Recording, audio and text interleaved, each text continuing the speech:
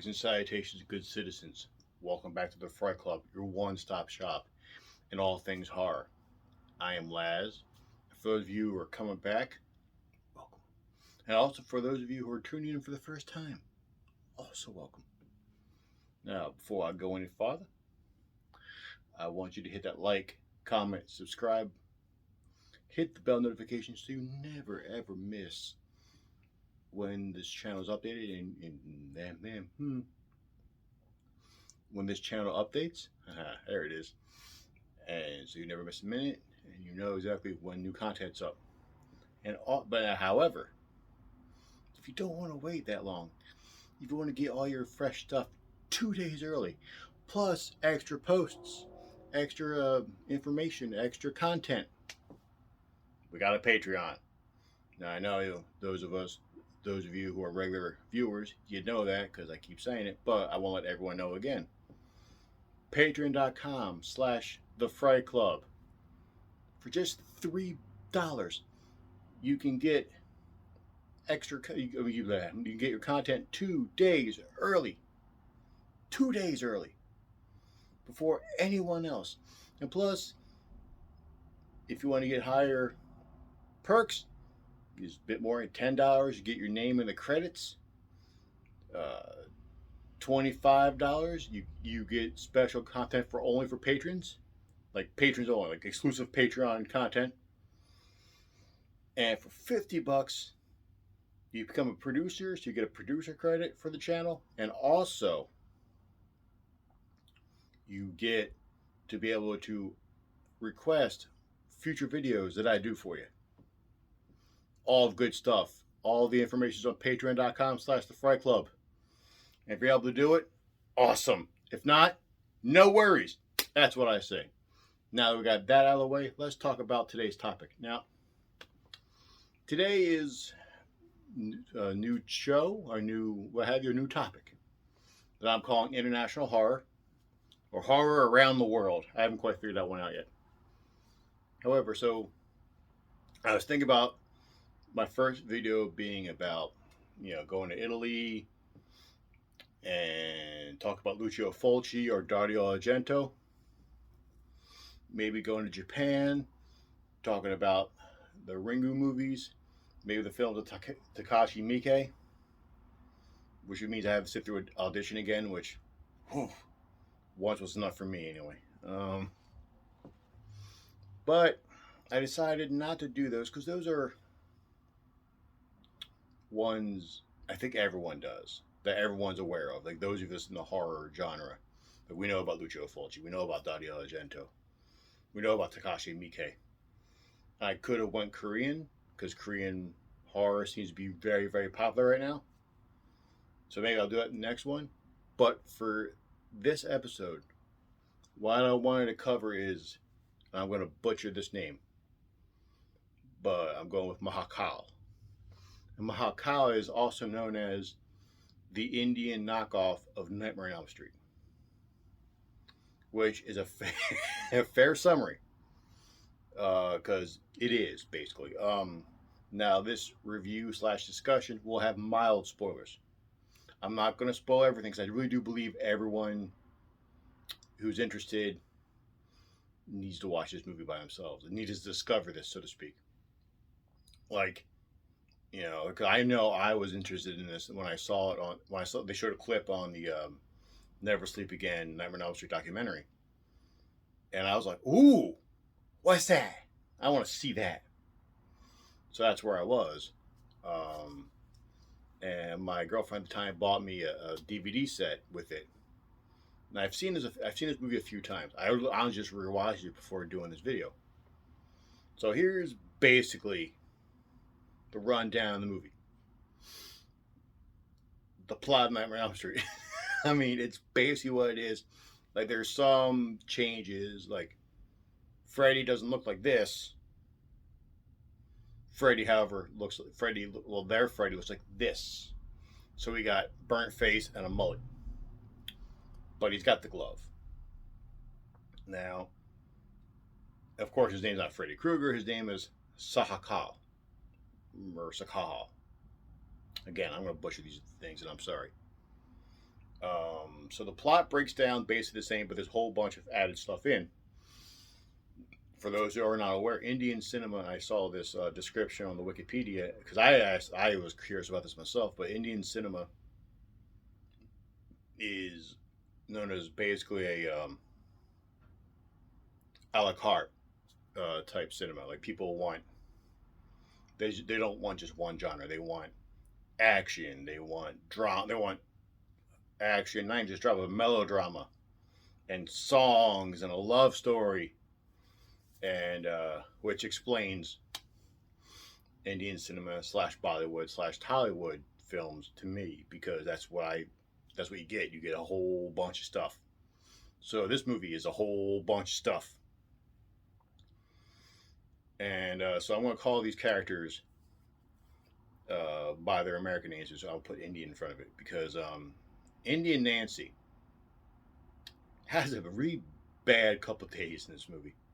Not only is she being chased by a dream by a dream demon, but she almost gets molested at least once by a secondary villain. But luckily enough, she has Indian Glenn, who not only is a big strapping young man, but he knows how to fight. There's like at least 3 fight sequences in this movie, and randomly it was like, all right, here we go, fight sequence. Um, and so tonally, this movie shifts. Like you got the horror, and then you get comedic relief, very very weird comedic relief by this character who basically plays like he's Michael Jackson. Best way I know how to put it. Like the way he moves and everything. Like he's a parody. And then he plays another character at a hotel in like a different wig or whatever, but it's the same actor. And then he plays someone else at the college, and they basically break down like, oh, we all have the same father, but he was messing around in different parts of India. So there's 3 of us. Um, and I will say the comedy in this movie doesn't play well, at least to me. And I'm thinking that's because of cultural differences. Like I'm sure there's like American movies that, like American comedies or what have you, that will have references or something that people in other countries will go, what? Which is fair. Um, I will also say this movie, I believe it was a low budget movie. I say that because the Indian movies I've seen that I love, and by the way, I unironically love these movies. You know, my like what I watch for comfort, like when I'm trying to not go to sleep, but I can put on and I pay attention to, but do other things is both Bahubali movies, which I love those movies. They're amazing. I even like the songs in those movies. But that is big and it's epic. This movie seems low budget. This movie seems almost canon films ish, sort of. Kind of not trauma level of low budget, but low budget. Maybe trauma adjacent. Because a lot of the sets, like everything looks cheapish. Like I'm not knocking them for having a low budget, but they and doing what they can and pulling off a lot of what they can. But other than that, it seems to be a low budget movie. And when it comes to what it takes from different movies, like what it borrows from other movies, it borrows from Nightmare 1, Nightmare 3, Nightmare 4, Evil Dead 2, Day of the Dead, and Terminator. Those are the ones I caught. There could be more. It borrows liberally, music wise, from Nightmare 1 and 2. So I'm sitting there watching it. I'm like, it's Nightmare 1. All of a sudden, it just goes right into Nightmare Part 2. I'm like, oh, wait.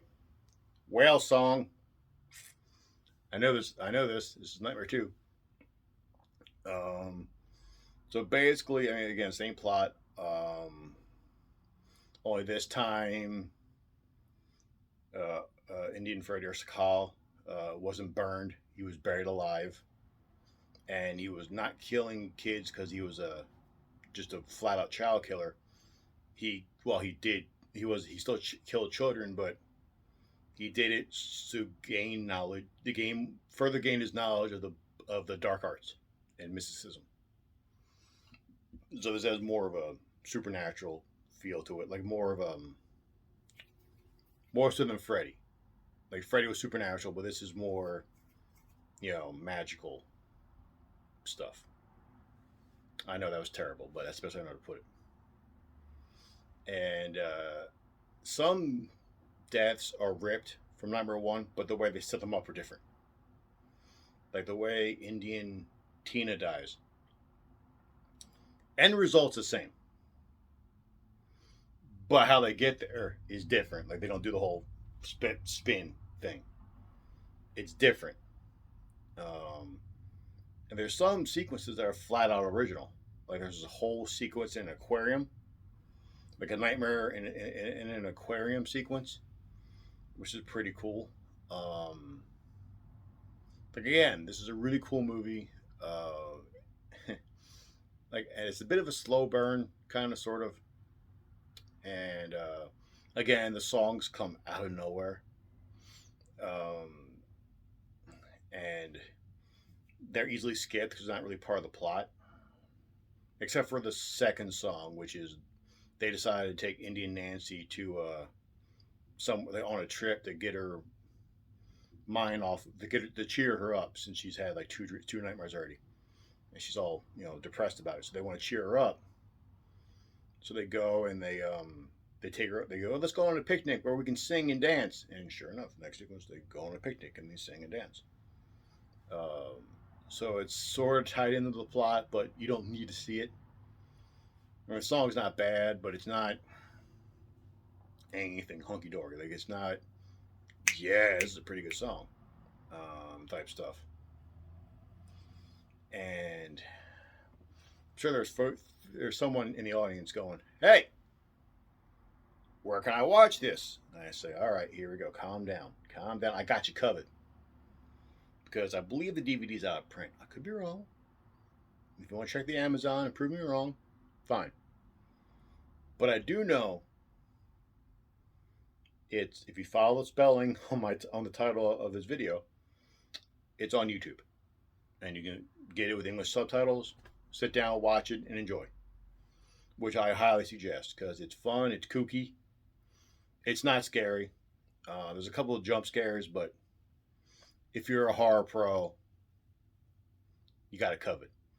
And there's actually more horror movies in India that I would love to cover.